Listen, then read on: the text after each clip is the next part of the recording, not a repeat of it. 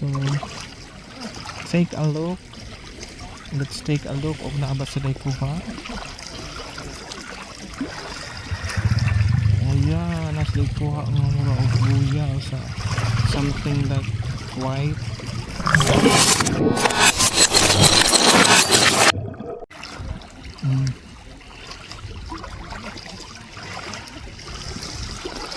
So ilan na po nang ikuan. So now kumana naman nila kuha ang sod sa ilang bobo.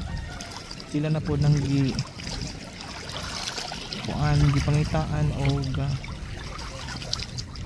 kanaang lugar, place nga daghan og kanaang isda.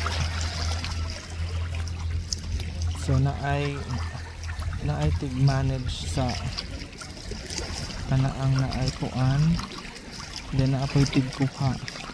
So this is the second time na nagkuha sila og bobo. Ayan. So take a look. Let's take a look og naa ba sila kuha. Ayan, nasa kuha nga mura og luya o sa something like white.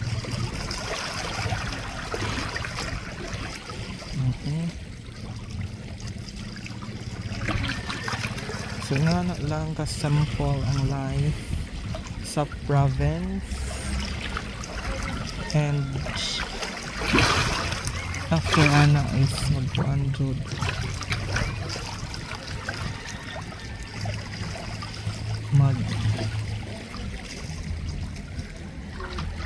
naalay ilang ikuan ibutang ngadto sa ilang magkugi para makakuha og daghang isda. That's the essence. Look at the kuan. Na. So they're going home na.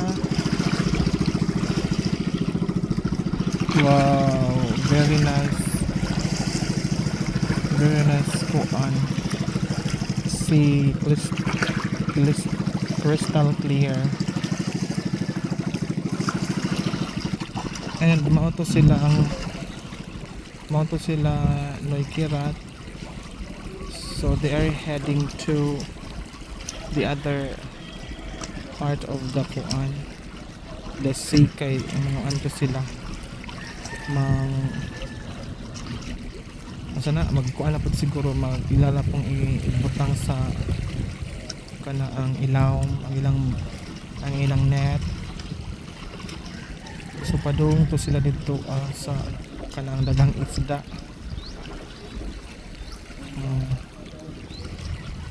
So okay pa ang atong kuan, okay pa ang atong weather, and init pa sa ato diri pero dito sa lain nga dito sa Malitbog, it's already covered with clouds and rain. So wala tayo makita ng mga kuan,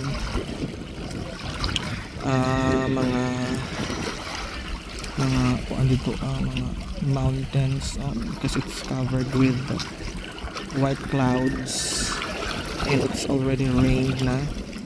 So focus here. So padung na sila dito sa ilang destination, and pa sila ning abot.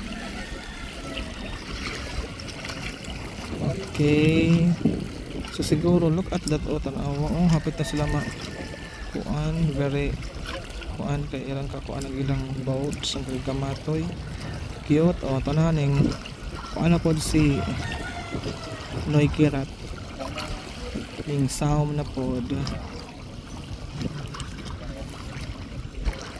Okay, so murag dugay-dugay pa man ni sila mga bot.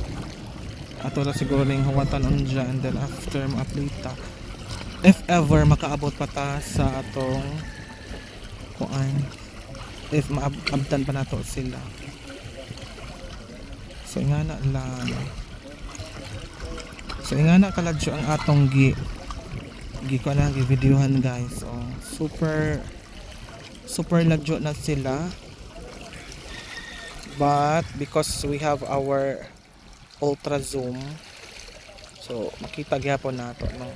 So ingana no, very kuana siya, very small, pero na-capture gyapon nato because our cell phone can capture far places.